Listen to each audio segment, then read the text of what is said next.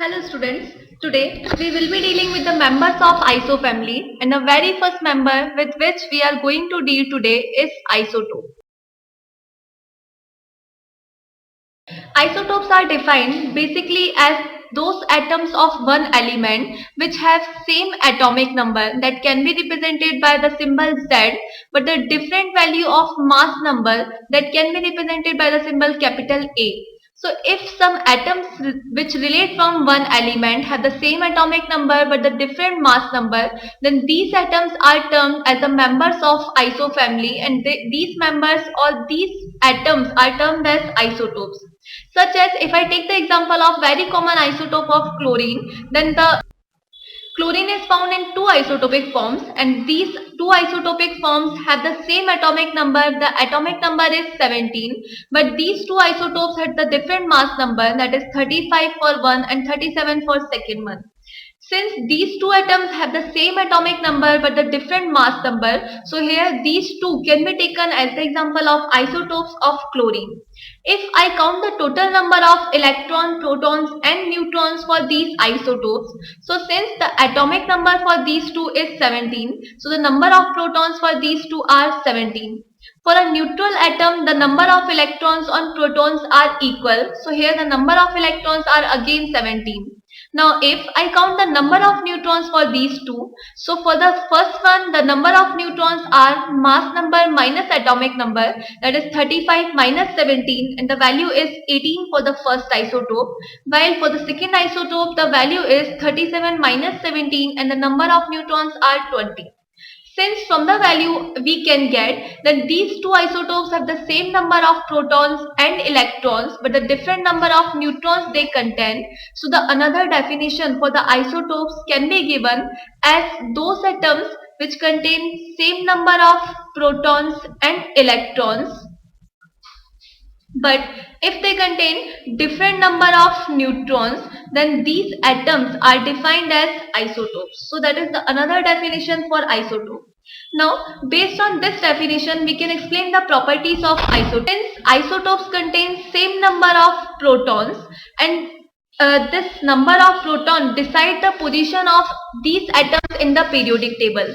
Since the number of protons are same, so they have the same position or they get the one position in the periodic table.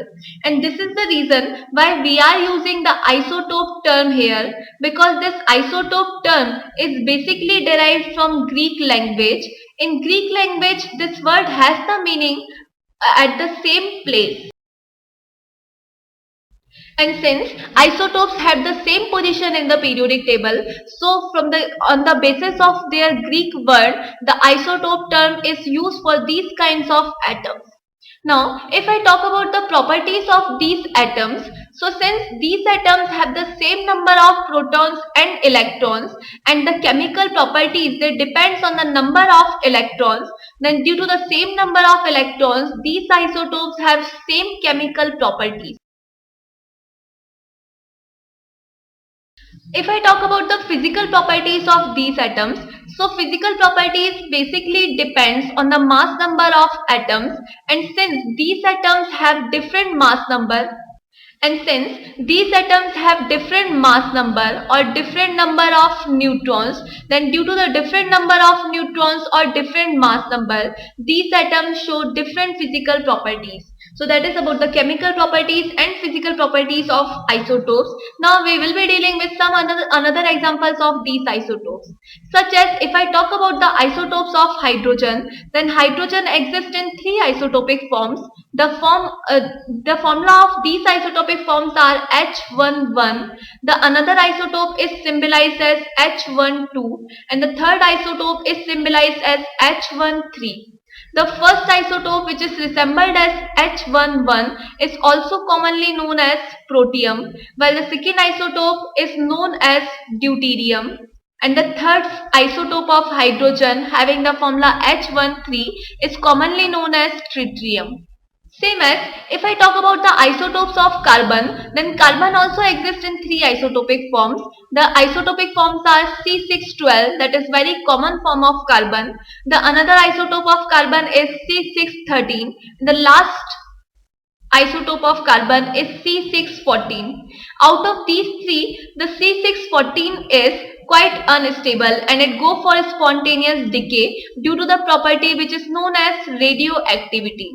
And this radioactivity and this property of radioactivity make its use responsible in the determination of age of fossils. And when we determine the age of fossils by using this C614 radioactive carbon, then this process is known as radiocarbon dating. Now, this presence of isotopes is also responsible for the fractional atomic masses of some elements. Such as if I talk about the chlorine, so chlorine is found in two isotopic forms, chlorine 35 and chlorine 37. But when we take the atomic mass of chlorine, so it is not taken as 35 or 37. We take the average of this and the average atomic mass of chlorine is taken as 35.5. Now, this when we decide the average atomic mass of any atom, it is not taken by the by taking the simple median of these two values as 35 and 37. At that time, the value should be 36. But this is not the way how we decide the average atomic mass of isotopes. The average atomic mass of isotopes, it depends on their fraction present in atmosphere. Such as if I talk about the ratio of these two isotopes in nature, then chlorine 35 is found has the percentage abundance of 75% in nature, while chlorine 37 shows the percentage abundance that is 25% abundance.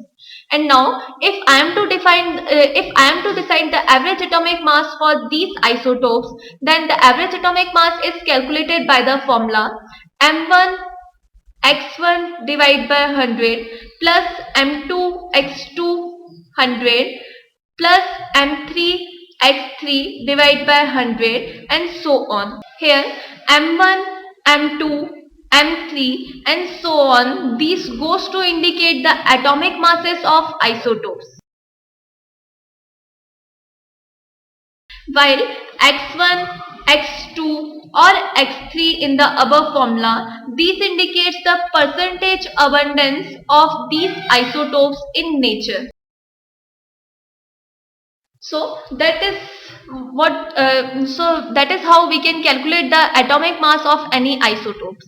Such as if I apply this formula for the calculation of the atomic mass of chlorine, then we have seen then chlorine that the percentage abundance of two isotopes of chlorine is 75% and 25% respectively. If I calculate the average atomic mass for these isotopes, then on applying formula, I will be having the mass of first isotope is 35, the percentage abundance is 75, it is divided by 100 since it is taken in percentage, plus the atomic mass of second isotope, the value is 37, the percentage abundance is 25 divided by 100. Since there are only two isotopic forms, so we will not move this formula further, and by the calculation of this, we can calculate the average atomic mass of this chlorine isotope. If we solve this equation, so here we can get the value 1 by 4 as the common value, and the rest value will be 35 multiplied by 3, rest part is 37. Here on solving these values, I will be getting the final value as 142 divided by 4, and on solving this I can get the average atomic mass of chlorine isotope, that is 35.5. Since we are talking about the mass of atom, that is represented in atomic mass unit, so here we will use the symbol or unit for this average atomic mass, and the complete representation for the average atomic mass of chlorine is 35.5 U. Now, sometimes this question is asked in the another form, such as if they provide the average atomic mass of any isotope to us, and this average atomic mass is given to us, and on the basis of this value, if they ask about the percentage abundance of these isotopes, then if the average atomic mass is given to us, we can also calculate the percentage abundance of these isotopes by applying the same formula. For example, if I take the example of boron, the average atomic mass of boron is 10.80 atomic mass unit. Boron is found in two isotopic forms. The formula for these isotopic form is boron 10 and boron 11, and the percentage abundance for these isotopes we are to be calculate. Now for the calculation or for applying the formula, if I consider the percentage abundance for boron 10 is X, so since the total abundance is 100, so the rest abundance of boron 11 will be 100 minus X percentage. Now, if I apply the formula for the calculation of average atomic mass, the formula is M1, where the M1 is the mass of first isotope, X1 divided by 100 plus M2 X2 divided by 100. If I put the values given to us in this formula, so by putting the value of average atomic mass, I will be having value 10.80. The mass of first isotope is 10. The percentage abundance I have considered as X divided by 100 plus mass of second isotope is 11 AMU. The percentage abundance is 100 minus X, that is divided by 100. On solving this, we can get the value of percentage abundance for these isotopes, and the equation will be like this: 180 is equals to 10x plus 1100 minus 11x. If I solve this value, so here the value of x will be 20, and here the value of x, it indicates the percentage abundance of boron 10 isotope.